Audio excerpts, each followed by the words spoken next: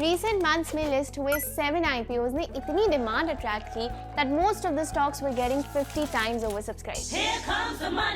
ओला जैसे EV company का IPO भी काफी पॉपुलर रहा, जिसमें रिटेल इन्वेस्टर्स ने 120 टाइम्स शेयर्स को सब्सक्राइब किया और ये स्टॉक अपने IPO प्राइस से लगभग 230% तक रैली कर चुका है। लेकिन फिर भी कई लोग IPO से प्रॉफिट नहीं कमा पा रहे हैं। अगर आप भी उनमें से हैं तो इस वीडियो को एंड तक जरूर देखें। Let's start with what an IPO is. Initial public offering, यानी जब कंपनी पहली बार अपने शेयर्स पब्लिक को ऑफर करती है। पर कंपनीज IPO क्यों इशू करती है? वेल, इसके कई रीजंस हो सकते हैं, but the most important one is fund raising. जब भी कंपनी को बिजनेस एक्सपेंशन के लिए फंड्स की जरूरत होती है, तब कंपनीज IPO लेकर आती है। But with so many IPOs coming up, how to evaluate which one to subscribe for? Let's find out. इसे हम एक एग्जांपल से समझते हैं। अभी रिसेंटली एमक्योर फार्मा का IPO आया था। अगर हम कंपनी की वैल्यूएशन की बात करें तो कंपनी का PE रेशियो है 36.1, which is above average. Normally हम 20 to 25 के रेशियो को अच्छा PE रेशियो कंसिडर करते हैं। That means it's good. इसके बाद अगर हम कंपनी के ओनरशिप स्ट्रक्चर एंड स्ट्रेंथ की बात करें तो कंपनी के प्रमोटर्स 98.9% शेयर्स होल्ड करते हैं। They are Satish Ramanlal Mehta, Sunil Rajnikant Mehta, Namita Thapar and Samit Satish Mehta. Company के स्ट्रेंथ्स की बात करें तो Emcure pharma has a strong presence in the Indian domestic market. It is the market leader in the gynecology and HIV antiviral therapeutics and is also among the top 10 players in 5 other therapeutic areas in terms of market share. Company का खुद का ही manufacturing and distribution chain भी है, which shows a positive sign.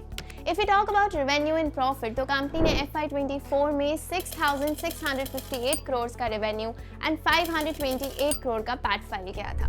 वहीं अगर हम company के negative points की बात करें तो फार्मा कंपनीज में यूजुअली स्ट्रिक्ट रेगुलेशंस होते हैं, which means कोई भी नया प्रोडक्ट लॉन्च करने से पहले बहुत सारे लेंथी स्टेप्स होते हैं, तो एक भी नेगेटिव पॉइंट पूरे ऑपरेशंस को अफेक्ट कर सकता है।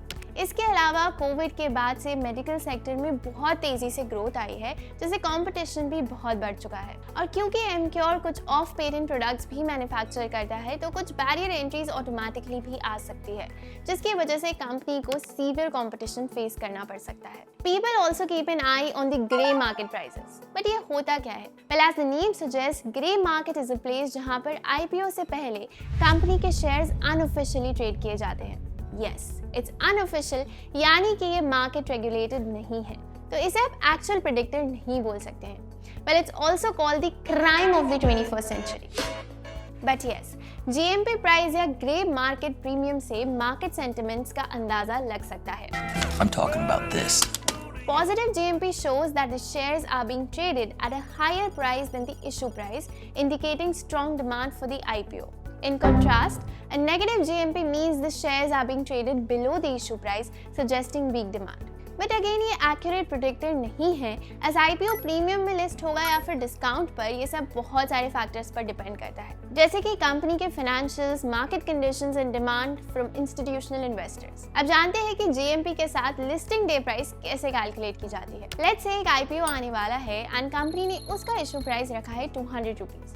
ग्रे मार्केट इसका प्राइस दिखा रहा है 100 rupees, so the estimated listing price will be 300 rupees.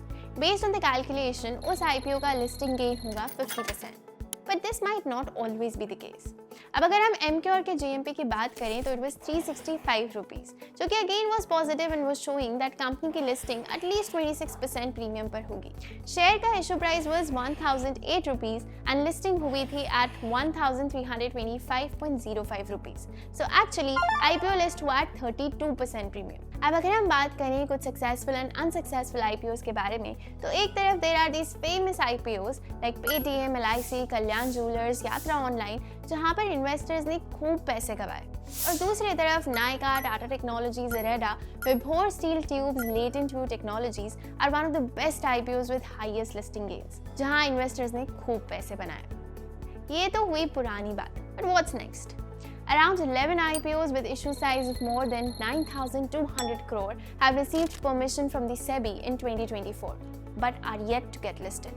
Now let's move on to the most important question. Listing day पर gains या losses किन factors पर depend करते हैं?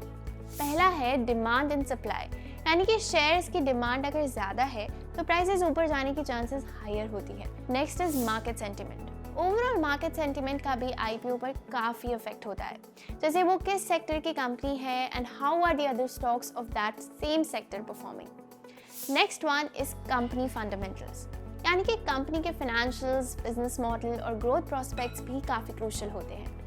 Next one is media coverage. Positive media coverage से investor interest बढ़ा सकते हैं, जिसे आईपीओ के स्लैंग में रोड शो कहते हैं। Also equally important are economic factors like inflation, interest rates और दूसरे macro economic factors. We hope this video helped you in understanding IPOs better. अगर आपको ये वीडियो हेल्पफुल लगा तो share it with your friends and don't forget to subscribe for more such insightful content.